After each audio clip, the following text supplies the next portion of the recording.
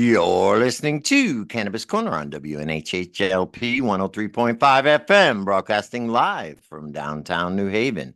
We are streaming live on TuneIn Radio and NewHavenIndependent.org. We're also streaming live video on Facebook and YouTube. Just go to your Facebook page and look us up, or hit see first to see and hear all the great programs that we have here on WNHHLP. And just a reminder, Cannabis Corner is also streaming live on the Greenhaven Media Facebook and YouTube page and procannabismedia.com. So make sure you go over there, like, subscribe, and share, and join us over on our other platforms.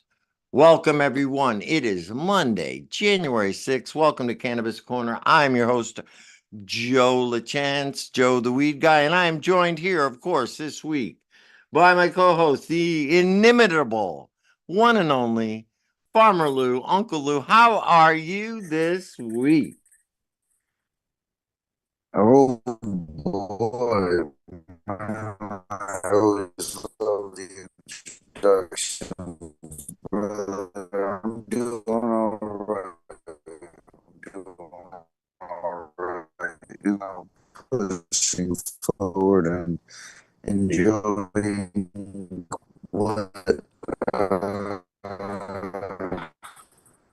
Lou, are you driving right now? Mother Nature puts in front of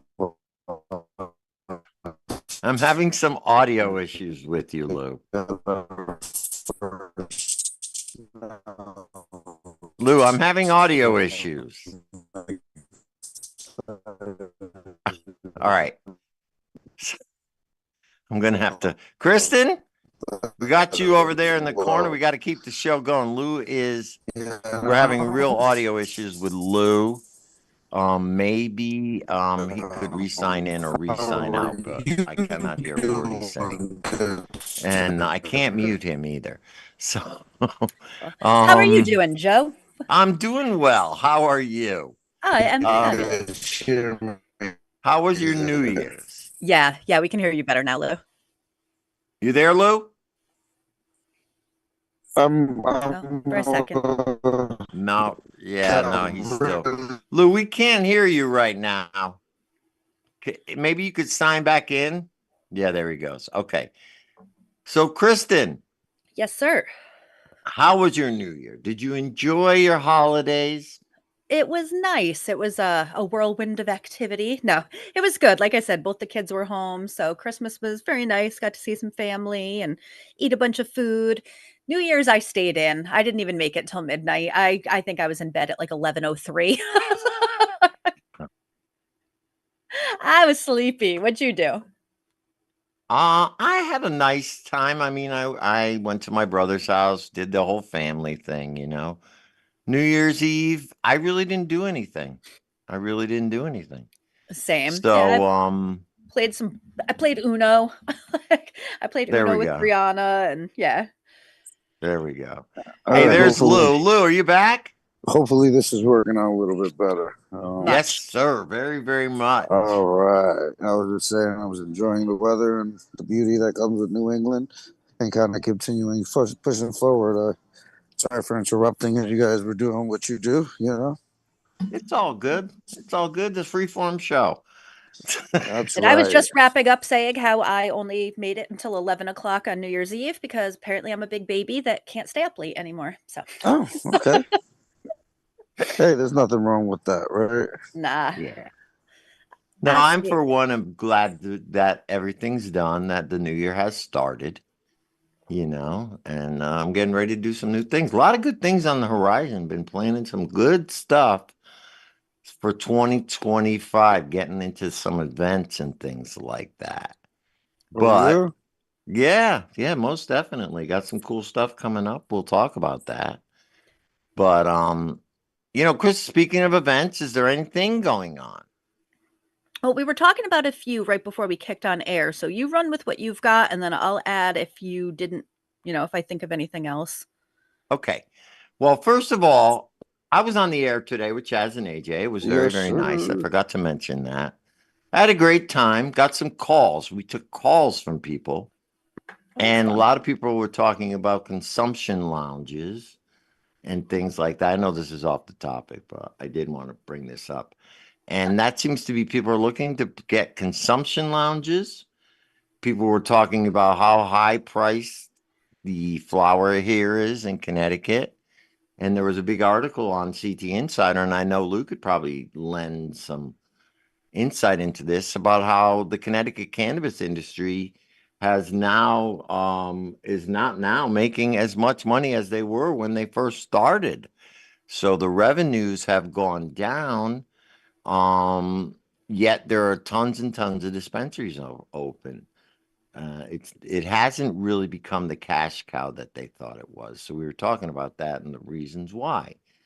And the reasons Joe, why is just Connecticut thinks it lives in a bubble. It no, forgets. there's not a ton of dispensary open. It's just people aren't going out, and there's a lot of rules. It makes it expensive. So as the state continues to make it expensive, they're not going to drive more people into the space. You know what I mean? And as somebody with a little bit of insight, you guys, the team, all of us, I think it's up to us to make sure that those things are known to be made to be known versus um just trashing on the entire system. You know what I I mean? think it's That's the important idea. that people don't complain. You got to stop complaining about what's wrong with it.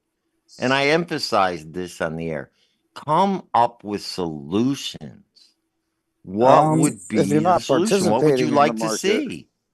if you're not and this is where everybody has the right to go and shop and do the things that you want to do. If you're fighting against the industry and you're not participating in it, it makes it a little bit hard. You know what I mean? Because there's a lot of people that are participating. Because there's 50,000 people participating, which is not a lot, but there's Well, 50,000 people. it's Not different just medical. yeah, You know right. what I It's mean? not just medical anymore. That was my point. It's different than what it was before, Lou. We used to have a hard time getting, the medical patients to come out Right. and support. But now here you have a huge retail. This is retail stuff. These are regular consumers. They have the right to complain. They have the right to suggest, just like any other industry. Do you know what I mean? Yeah. Just like any other consumer would. And they need to start taking advantage of that. I And it's I get really you, but important. It's if you're what gonna what do complain, the it gets people want? fixed. Right. If the people want it, it's got to be done. But They if have to nobody's lend their buying any voices. They have to products, speak then up. What do you want? And it seems like they want lower prices, more selection, and better quality, you once know? again, value And dictates lower value, right? They want prices. value. Value dictates lower prices. Yeah. And it's tough. You complain about the flour, and we're definitely on the move to get better flour, but it makes it Yeah, tough that's when the thing. People have to also a little bit be patient. It took a while for mass to get where it is, and yeah, it's still now not they have their 100%. issues because nobody pays their bills. Yeah, and they have the opposite issue where there's too much. Now They have that's too why, much. we compared prices this morning and it was literally half price. Half Yeah, price in well, mass. Joe, the Um, rules are different, yeah, but there's and the also product isn't better. It's not even, there's just more of it's it. just, I get you, Joe. Once Yeah. again, it's expensive to stand these businesses up. That's Well, what And I was kind that's of getting another at. point we brought up. so, That's no another problem, Joe. point. If Connecticut has people made don't it. participate in the market, then it's not going to get cheaper. Yeah, right. And I think, I don't know, I'd have to look at data, but anecdotally, from the folks that I kind of hear, that we all hear, the loudest folks that have concerns with the program, in my experience, tend to be people that do not shop through the regulated industry anyway. Never have, Right. probably never will. Then Right, I've got friends that they love their dispensaries, like that's where they right. go, that's where they feel comfortable.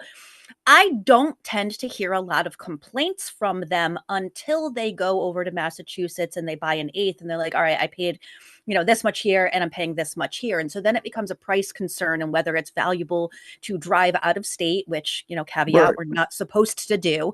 But, we all know that it's done. So it's so like at the top of the food chain, as far as I'm concerned, our legislation needs to make it more cost effective for the businesses so that they Right. can in turn, and I hate myself almost for saying trickle down economics, but that's kind of what we need. It's Yeah. so expensive for folks that are opening and cultivating and running these dispensaries with everything that they won't make a profit, and so we won't have any. I Yeah. mean, businesses require money, so And it's it's not tough. even a profit, it's just running the business. Because, Yeah. you take just opening costs, it's going to cost me almost $1 million to just open the dispensary. So you figure 30 employees at $300 to $450 onboarding cost. Um, that's just onboarding to hire employees. The build outs are, and this is really cheap because any renovation is about $200,000 to a retail space. We're just talking standard retail renovations to any facility, not even dispensary levels or pharmacy levels. And then the flower is not even up to par realistically. You know what I mean? So now you have a tough product that some are getting better, and it's tough because I hate myself even just saying that, Bricks is coming out with great products. Bricks is a Curaleaf joint venture Right. equity. You know what I mean? It's You can currently get cannabis delivered to your door within 4 hours most places. You Right. know what I mean? And it could be your own. You can choose to only purchase products from small cultivators, which we have two. And, and those, there's a large following of Fine Fetto here in the state. They just opened their cultivation, Rodeo, Yeah. their cultivation. Where Affinity. Judge Affinity has their small cultivation. And as crazy as that sounds, Affinity is basically the last local group. You know what I mean? Although Um, TheraPlant was just bought out by a local group. right. So Well, semi-local, but semi-ish, but yeah, but they were sold once beforehand, and yeah, it's that tough. they're yeah. It's a Well, hey, tough thing. 3 times is a charm. But Well, once they start getting once the original licensee is out, it's just another commodity to pass around to realistically whoever buys it, right? That's to what's whoever ended up purchases happening. them at that point. And the large corporate ones aren't gonna necessarily survive very well if they don't, maintain that local, Yeah. that local ownership, kind of that Well, I think local. the Uh, thing will be once new cultivators open up and there's actual competition out yeah, there, they're going to have to improve their product. But Kristen's right. It has to start with the legislature. yeah. You made a great point about how expensive it is to just get up and running and get started. They have to do Well, something about I'd that. even piggyback off of what Kristen said. You know what I mean? Because it's true. Those individuals that are driving out of state to go to a different dispensary are still not buying from the legacy market. You Right. know what I mean? So they're opting to take an hour and a half to 2 hour drive versus getting it from somebody local in the streets. So there's Right. a lot of different mentality of cannabis users. It's the same thing with alcohol. Some people won't go to their corner liquor store. They got to go to one of the big Wines and specialty more. Yeah. stores, or Yeah. some people won't even do that. And they're like, oh no, I only buy my wine from the winery because Connecticut has its wine trail, or I only get whiskey from the distillery because, there's a Right. local distiller. And it Right. opens all of those areas, and now it's price point. You know what I mean? You Yeah. can We got to buy work on that. you can That's what you has can to be buy focused cheap on. weed when there's not things in place, and it sucks. Yeah. But It's the growing pains of businesses and what it costs to open a business. What I'm more surprised about is the adult use shops not lowering prices, because one of the biggest costs is, and not to knock on our pharmacist friends, but that's a doctorate in medicine. You know what I mean? Those individuals have worked very hard to get their pharmacy degree, and they demand a very high level salary. They demand, like, not even on any cannabis side of it. no. The pharmacists coming out of Walgreens or CVS, they make six figures, Yeah. and you have to have Yeah. somebody on staff at all times. You're Right. talking almost $300 to $500,000 a year that has to be earmarked Yep. earmarked just for one level of employee at the shop. The And adult use shops don't carry that overhead. You right. know what I mean? They don't carry an extra $250,000 overhead. Why And wouldn't they be able to sell something for a little bit cheaper? yeah, and they They're do already offer make specials. I give them credit. They got coupons and certain days they have specials. I mean, they do their best with what they have to work with. yeah, I think to your point, Lou, with the pharmacist, with the medical market also dwindling, that makes that expense hard to rectify when it comes to your books. medical cards are now free to the state from the Yeah. state. So there's no revenue coming in there. Yeah, so it's very difficult. And I think the state has to understand that and kind of loosen that up. And Well, the state's gonna end up loosening it up. That's just gonna end up happening, but things don't happen overnight. Like yeah, the we have to get up regulations there from 3 years ago to the regulations now are a night and world day. difference. So much so that like you're saving the cost of opening is lower. We don't require a vault anymore. Adult use doesn't need pharmacists. All those fees that were there are kind of not even there anymore. And as they continue to move and open up more and open up more licenses and open up more license types, there's always going to be a group of people who don't purchase uh, from Dispenser, yeah. the dispensaries. And you know what I mean? I still grow my own weed. I encourage everybody to grow their own weed. We Yep. make sure to highlight a ton of grow shops and grow individuals. And if you ever see me and you're like, hey, you got some seeds on you, I will give you some seeds. Everybody should grow their own weed if they're able to. You know what I mean? And then Yep. you grow a little bit more of appreciation for it as well. I So, agree. Now, um, to your point, Lou, speaking of changing legislation, one of the events I did want to bring up is that it is opening day this Wednesday. that's right. So it's an important day. There is a lot of bills out on the table, and there are bills that can be brought forth on the table. So if you are interested in making change, get up there to the Capitol and press the flesh, shake some hands, kiss some babies. There's no babies up there, but well, that depends on how you look at it. Um, but yeah, go up there and really, this is important. This is now a large market. It's not medical only anymore. You Right, are a consumer. Get active. Tell the legislators what you want to see. You know, tell them you don't want to drive to Mass and waste your gas, but you also don't want to go out on the streets. It's important that we serve our market, and that's what's important. The market now includes everybody.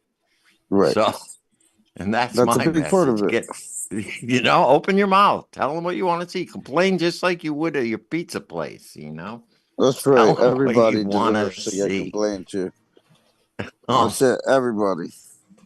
Let the everybody. So world that know. is a big event coming up. I know on the 7th, tomorrow, that Salt and Oil Yoga is hosting, which is now Canna Yoga, hosting a Yeah, yeah. Canna Yoga event over in New Canaan. That's sponsored by Urban Legends over there if you want to check that out. Kristen, do you have any other events? I'm looking at my list. I was going to mention the Salt and Oil or Canna Yoga one. Not right now, no. But like you said, that now that the holidays are over, I strongly anticipate that folks will start having things. I know Connecticut has something going for its. I don't think they call it the Jacket Club anymore. What do they call it? The High Society. High society. Yeah. Yeah. Yeah, So that's coming up at the end of the month. I think it's the 26th. We'll get more details on that. We have another Salt and Oil Canna Yoga coming up on the 27th, sponsored by Greenhaven Media. Yeah. So that's going to be nice at the Grove. That's going to be the first, but there's going to be events there pretty much every Monday, starting out, and they're all going to be sponsored by us. We're going to be sponsoring the swag bag. It's going to be a great time. Yeah, we're That's excited. down to Grove. We're going to have the Grove and Lou's, Nautilus Botanicals are going to be getting involved in that. So that's the start of something new for 2025. And of course, we'll get more details on that as it comes up. But right now, I have with us, of course, the one and only, the man with the plan, Mr. Rick Naya. And of course, Yeah. everybody knows Rick. He's a New Hampshire state primary cannabis lobbyist who's led the way to legalization of medical cannabis in New Hampshire. He is a certified cannabis grower for the past 40 years and a developer of multiple strains, including Florida's infamous Gainesville Green of 76. Rick is a South Florida native who attended Miami-Dade and Broward County College. He also holds a Bachelor of Science degree in construction management for the University of Florida. He is New Hampshire's first licensed cannabis patient and was awarded a certificate for writing the House bill and rules and regulations for many, many bills in New Hampshire. Welcome to the show, Rick. It's always a pleasure to see your smiling face there. I see you're in your car. Where are your travels leading you today? You're on mute. Unmute.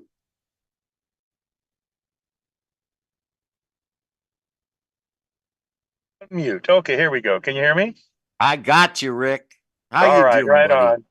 Thank you, Joe, for having me. It's always a blessing to get on Cannabis Corner and to be able to share some love with Green Media and everybody from Connecticut, Rhode, I just all of New England and throughout the nation for that matter, because we stretch far and wide. But thank you so much for that introduction. It's very nice.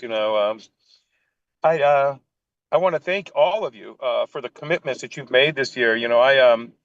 I put together so many years to try to help elevate the cannabis arena to where it's becoming what it is. That this last year, I've taken time to help our music industry grow a portion of it. The For Life Entertainment, working with my son Spencer Lavoy and Aaron Diamond and Reggie Hunt, and the four of us have really taken a dream that we had, Spencer and I, many many years ago, and taken it to a national level with some biggest artists and some of the biggest stages that we provide services for across the country now. So it's a blessing to be able to be involved at different levels of different things that I think that I've been called to do, and help it go from one thing, but bring it up to a whole other level, and to watch the commitments from those people who put their passion over profits.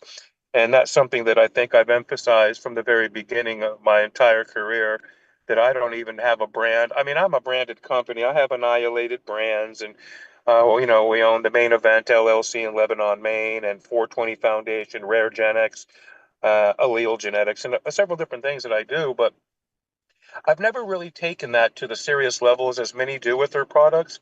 I've always only wanted to try to help the community Mm, acquire a self of reliance and couth and class and morals, to wow. serve the community as we should always, not just our pockets. And you see the MSOs and these multi-million-dollar invested companies come and go, selling our own products back to our communities. So I get a little indifferent about it, though I understand that process.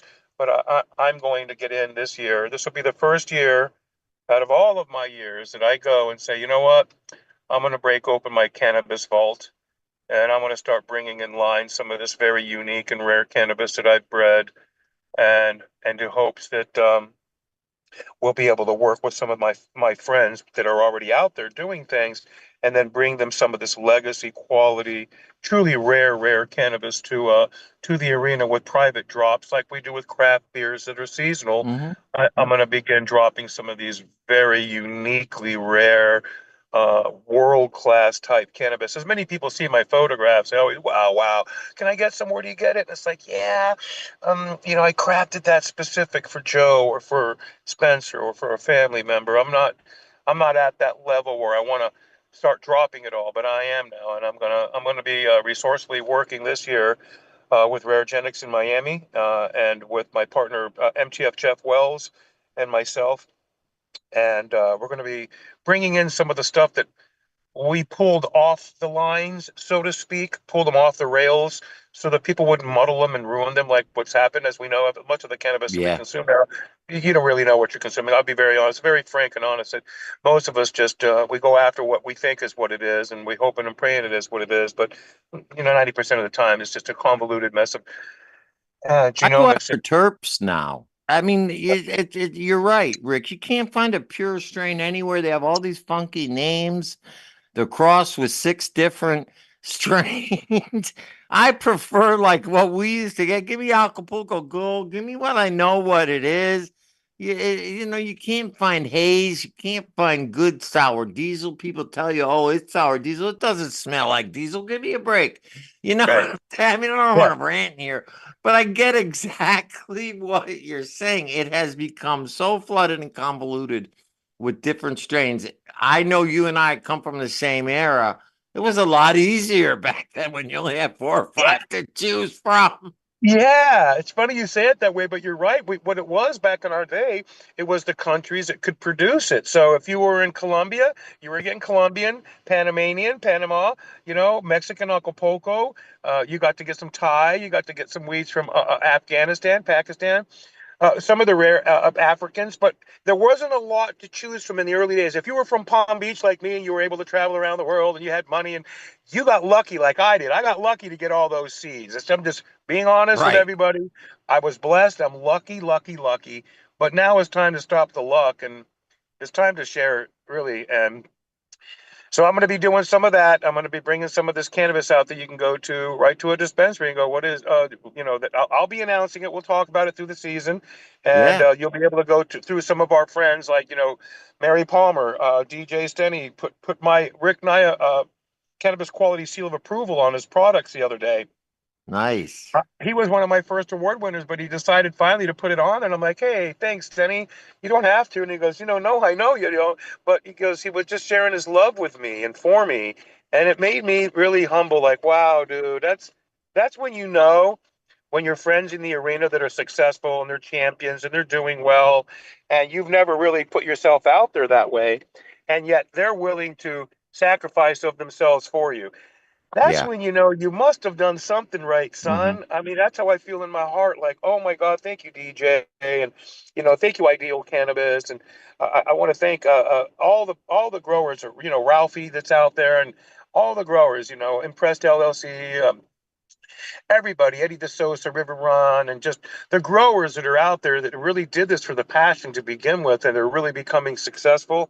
I want to thank all of you guys, that just kept your nose to the grind wheel. All I did was become a dignitary and a diplomat for all of us. I just wanted to stand tall and proud to know that, hey, if you're going to be in this arena and you're going to be a jackass, we're going to knock you off the pedestal. And that's how I got where I'm at. Lady J. Varner said it very plainly and simply. Rick, you're at where you're at because we put you there. The community Hmm. does that. And Right. I wept like a child because I realized she's so right. It's nothing to do with an ego that you play out. The ego consumes. It's the community and the society, Right. humanity that allows you to get to where you are if you do the right things. And I just so happen, like you, Joe, fall into that space. Right. And very Right. fortunate, like yourself, to be able to continue, providing great radio service and for all the different people and commodities and products and ideas and thoughts and just different things that you do. It's not always just cannabis. You're touching a lot of bases, which Yep. touches humanity. And I like that. That's kind of what I've always wanted for all of us is, hey, remember, we're all going to be somebody someday, but what are we going to do besides procreate?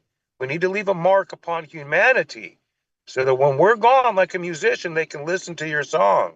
When they see that you're gone, they can see the statistics of your trophies. When they see that you're gone, they can see the size of the family that you left a mark on that continues to keep humanity in that light and understanding that love is shared through, passion. And so like here at For Life Entertainment, it's always been passion over profits. We're, Yeah. we're very blessed that way. Yeah, Rick. Yeah. Yeah, I agree with you. What you said right in the beginning. You are the brand. First of all, you are the brand. Rick Naya is the brand. Let's be real. And I feel the same way that you do. I've never really had a brand, so to speak, like that, other than the media brand. And Right. it's because it's about the community. I'm not, you know what I mean? It's Yeah. about the whole of humanity and the community. So right now, if I can have an effect on the cannabis community, in any way, that's how I'm going to do it. But hopefully that'll spread out Yes. larger to humanity as a whole, because it's important right now that we come together as a community. And we were discussing earlier all the different things.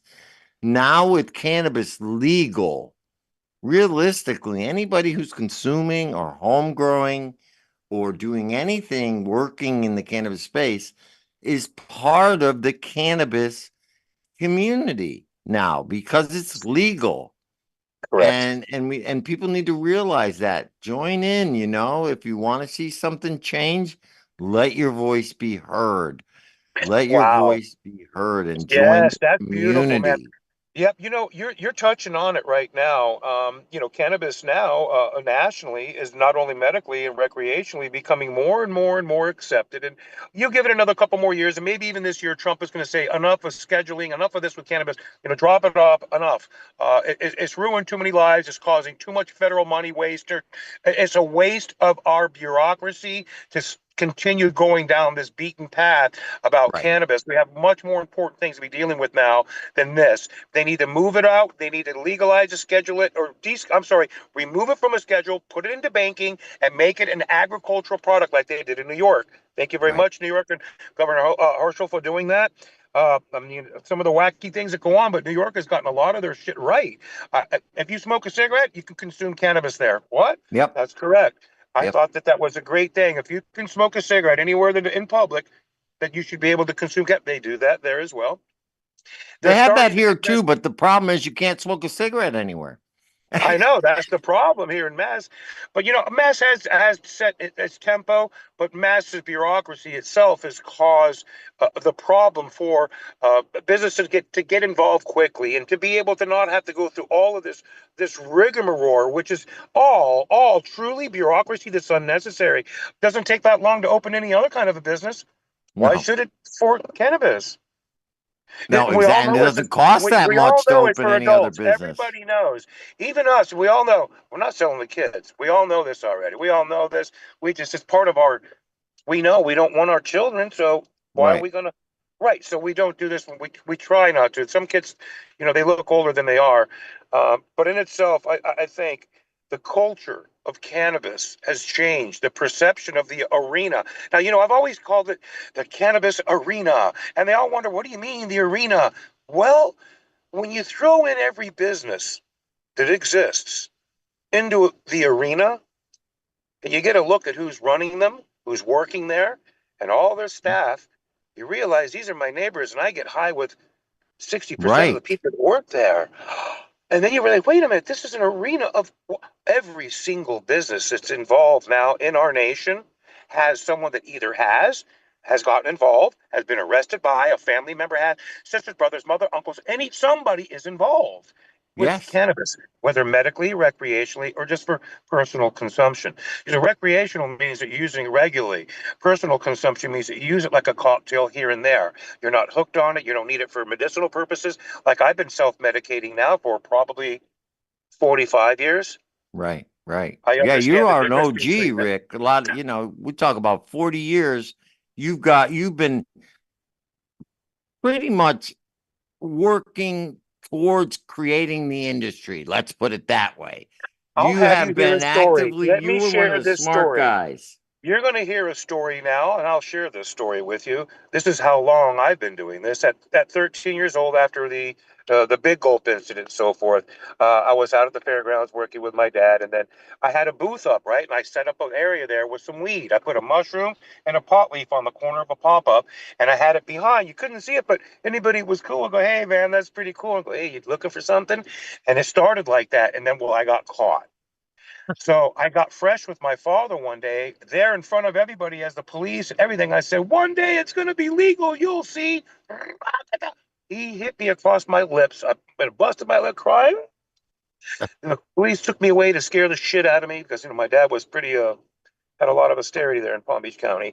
And they scared the hell out of me. Okay, that's cool. So I didn't pop up tent anymore, but that was the beginning of me knowing that one day I'll be at the fairgrounds and I'm going to have a tent and I'm going to have my shrooms and weed on that table legally. And one day, and guess what?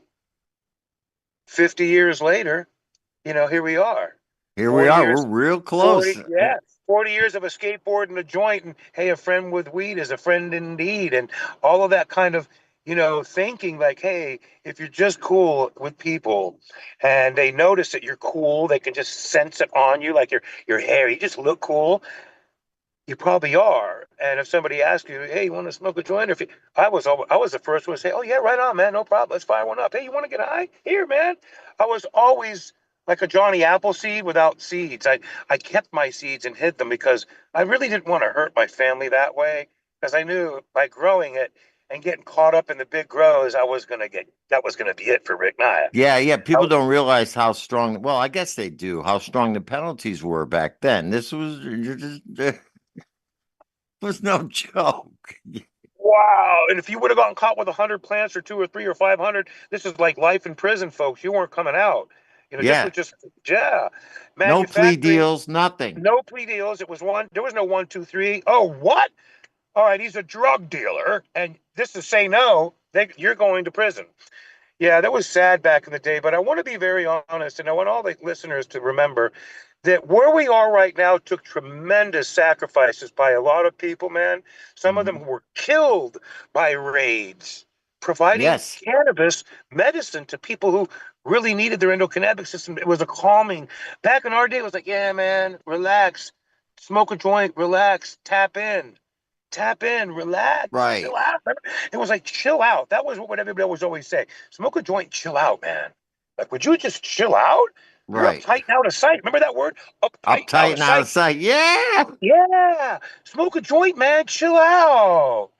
So that's kind of like this thing that I got to see because I was young and I had a lot of older friends. I was like watching it go down. So I got to step back and go, ooh, this is how they roll like that? I better be careful. I don't want to go to prison. And I just was a good kid and I never really wanted to hurt anybody. I just wanted to be like, wow, man, right on. I'm Right. stoned. Right. I got my skateboard, my surfboard, and let's send it. And that's always been my mantra. Look, send it. I've been saying that since I was a little kid, and people know me that no, Ricky's been saying that like since forever. So when since forever came around, when genomics came out and they started testing cannabis, well, the very first American hybrid seems here was the Gainesville Green. They started tapping me on the shoulder, Mr. Naya, did you hear this? What? Oh no! Oh, you're kidding, right? But when it dawned on me, I realized then that when I was a little boy, because I come from a highly affluential family, I always said, one day I'm going to be famous. You'll see, you'll see. I thought it was going to be sports or singing or something. I didn't know what it was going to be, but it was something that I didn't know for over 50 years. It was only when genomics came out that they tapped me and said, Naya, did you know they're talking about that Gainesville Green skunk, Northern Lights, or Crippy? What? No, they're not. Yeah, they are. Dude, you're the first ones. I We're wept for talking what, days. 1979 you said that was? No, in 1976 is when Crippy was created. So when you look at the histories of Crippy, 76. yeah, you look at 76 and you look at the information about, and MTF Jeff Wells, who knows about all of his histories and the people and the whole nine yards, he'll tell you, yeah, Ricky, your Gainesville Green, it made it up to Portland, and in Portland and Seattle, they took it and crossed it with the North, the Afghani and the Thai, and created Skunk and Northern Lights, and that was Neville and the Sims brothers. And I gave it to one of the Sims brothers, the Gainesville Green Seas, that he took up there. And Jeff just so happened to know Neville well, and he was the king of the auto flowers, with the Alaska Thunderfuck, the Matanuska MTF, Matanuska Thunderfuck. That's Jeff No, Wells. ATF, ATF, Rick, ATF. Yeah, Alaska I'm sorry, correct. ATF. I'm so sorry. And then well, Jeff is the creator of that. And he knows the creators of the skunk and the Northern Lights, and he know what they did, and he knows what that is. So I knew early on, oh my God, that means when Neville took off to Amsterdam and everything from all over, the Asiatics and all the African and stuff, but that was making its way into Amsterdam was being bred with the skunk and the Northern Lights, that my cannabis just so happened to reach the world within a year or three. And then it was all over all the High Times magazines, and I saw all the different variants that they were creating. And as they were creating these Championship World Cup things, Sensi Seed Bank, which had these devil seeds that were mine, and they were doing their tours around, like doing the seed hunting, I was the kid that had already been to all these countries harboring seeds and watching what they were doing and going, they're doing what? Well, I'm going to do this. And then I'm going to take those seeds and back cross it with mine. And then I'll put it in my vault and hide it. And no one will ever get that. And I was doing that. And I created some world championship, like triple OG championship quality stuff in the era that no one had.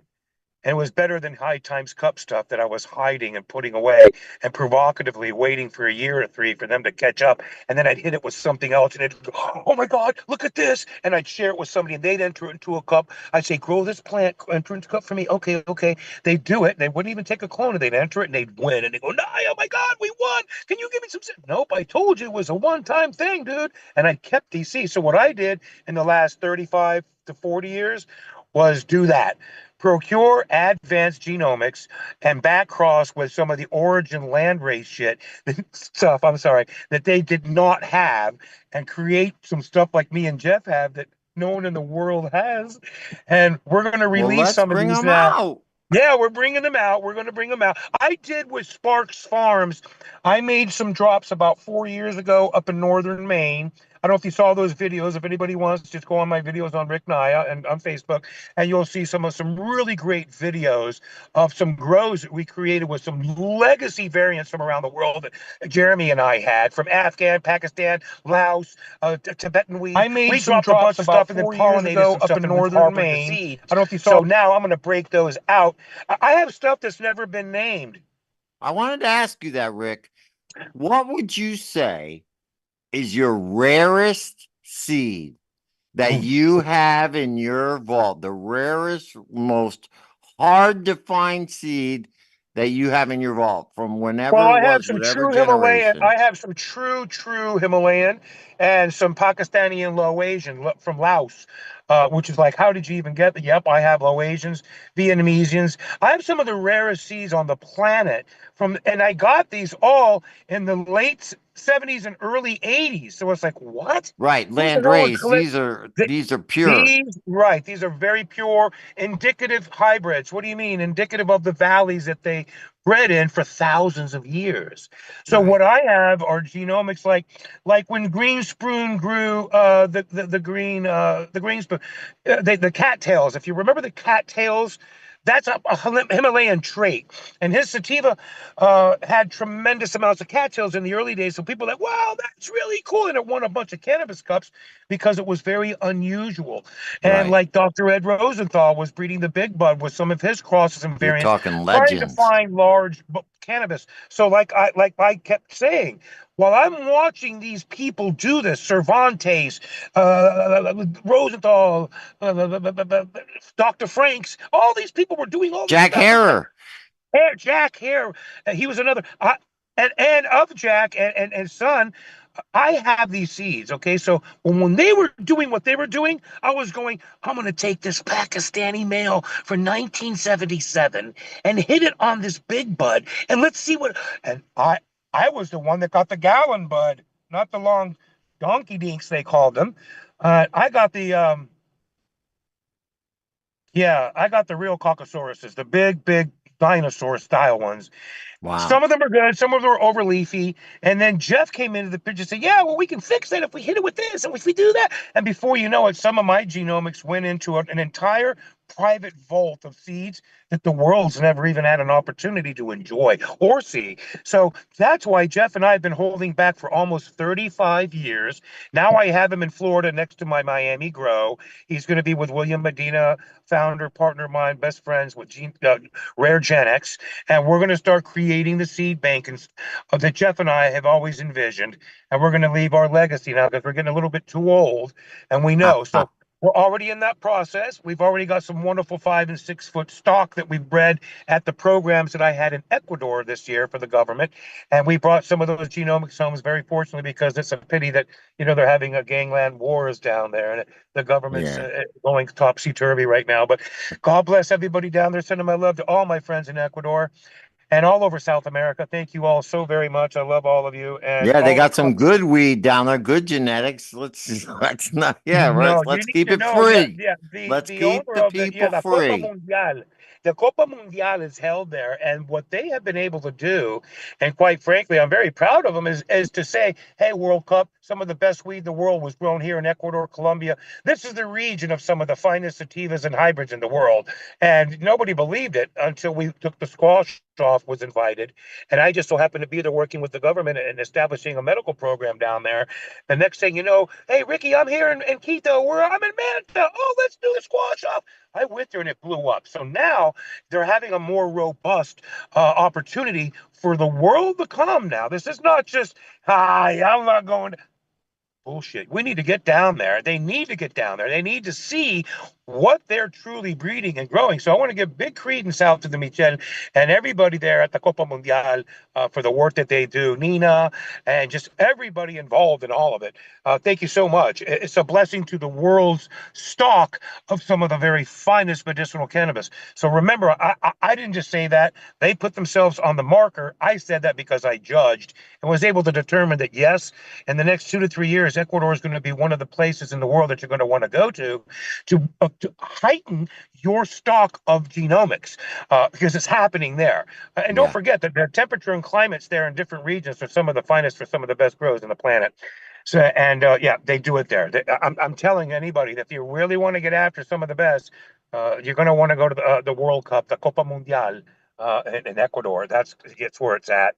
Let me ask So, you a yep, question, Rick. As far yeah, as sure. these land raised strains go, these legacy strains, Sure, yep.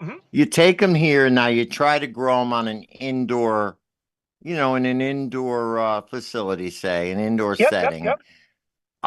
Is it, are you able to get the same results that you say you would be able to get if you were growing them in their native environment? So, have Right, we right. gotten to the point where you could actually duplicate a tropical setting within a grow room, so that it comes as close as you can to what the natural setting would be? Have we gotten Correct. there yet?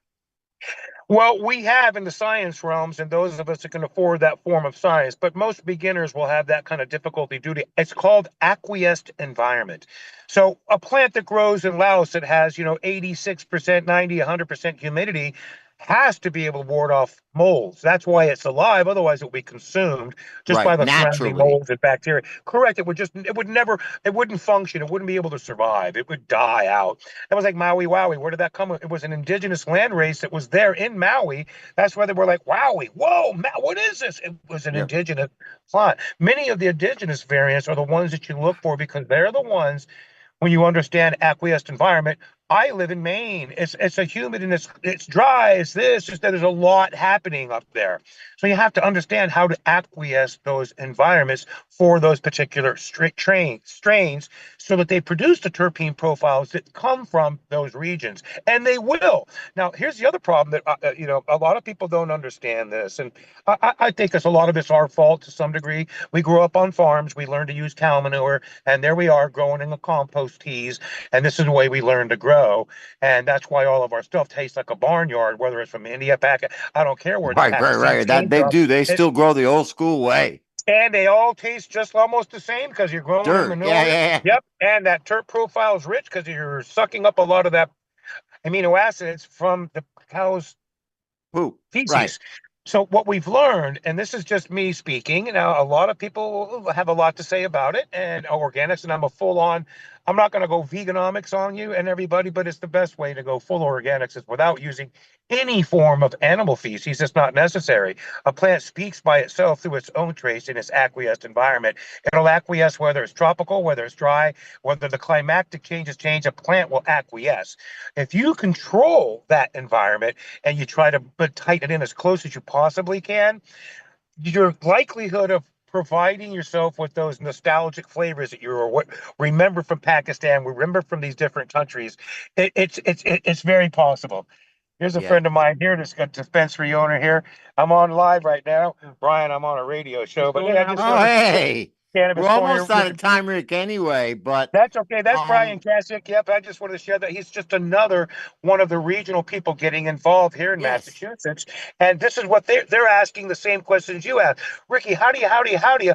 Well, it's called a lot of years of experience and luck. Many yeah. times people jump in, they win a trophy. Yay, yay. Now let's give Paul Gilfman some credit because of his award-winning growing theories and his practices by using different forms of Korean growing. So he knows how to use plant-based nutrients to feed his soils to create these championship quality I winners. You bring up a good point, Rick, about the cow manure and how animal proteins would not be good for cannabis, whereas they are good for foods that you actually eat, ingest, but you are not ingesting cannabis.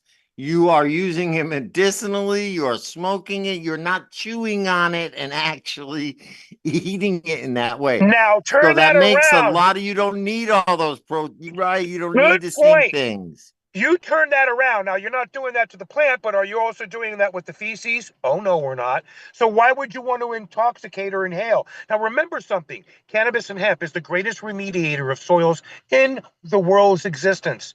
If it's nuclear, if it's toxic, if it's got feces, if it's got natural enzymes, peptides, mycos, natural waters. So, it depends on what you want. I've always said this to the world's champions, and we speak privately, and I've told them all, oh no, I don't do that. I let my plants speak. And they look at me and go, huh, what? Yeah. I, you do what, Ricky? How do you? And then I explain my soil base, and then they take it from there, and then they understand, like, oh my God. So it's Ricky, you're just keeping it so simple, stupid that the plant is allowed to speak for itself. That's correct. So if I Yeah, got 100 different plants in my room, you're going to taste 100 different flavors. You're going to yeah, sense and smell different things. You're yeah. going to know right away that this is not from a cocktail that they all but intravenously fed a All the cocktail of. same, all They exactly all the taste same. Right, right. exactly. And that can also cause biodeficiencies, microdeficiencies, and either up some varieties or decrease other varieties. So you want your plant to speak. Create a Wow, soil I love ambient, that. create an airy ambient environment soil that allows mycos to grow, not compacted and tight, loose and super airy, almost very fluffy. And you want it to hold some moisture but not over wet. And you just don't overfeed. Keep it simple, stupid. Don't overfeed. When your plants leaves don't do this in the morning and they stay droopy like that in the morning when you wake up, that's probably when they need water. You got to watch your plants. So when you see your leaves going up and down, that's your signs. Water, when they're up, nope, no water. Next day they'll go here. Next day they'll be halfway. Then the third or fourth day they'll be half. And then in the fifth or sixth day they'll be hanging down like that. Then you And you water them and you'll water see them. the next one. They'll stand up again. Nice. So a lot of practice, kids, or luck, God willing. You might get blessed like I did. But then again, there's a lot of hard work to creating world-class championship quality cannabis. And everybody that knows, knows. So stay tuned. We're going to be dropping some this year privately in some stock here in Massachusetts. How do they get in And touch with you, Rick? how do they get in touch with Rick? Just go to Google and type in Rick, Naya, and you'll find me right there. You can find me there with everything. My phone number, addresses, anything you need to know about me is there.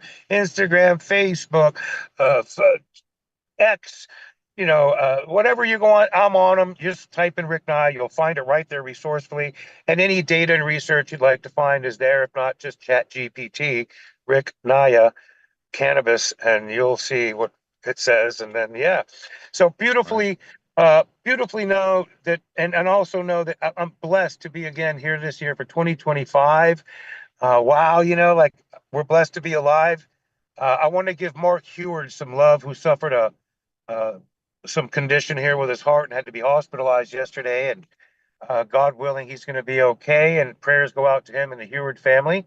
All And right. Hole in the Wall Cannabis, as we all know, is very well connected to our cannabis community by sharing All their right. love and light. So let's bring Send them them our love and love. light. Send All them right, love like Rick. you do, Joe. That's what you're known for. I want to give you and Joe and Lou and your whole crew all the love in the world for continuing sharing your love from the Cannabis Corner to all of us here in New England. Thank you so much, brother.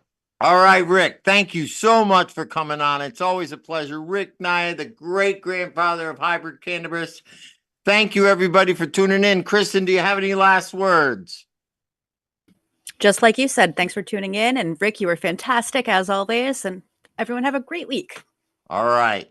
Thanks, everybody. Uncle Lou had to run to a meeting, but we will see you all. Sign in. Greenhaven Media at Joe the Weed Guy. Follow us, like, subscribe, and share. We will see you next week. Harry, hit that music. Right. And remember, January 8th, your legislative days start.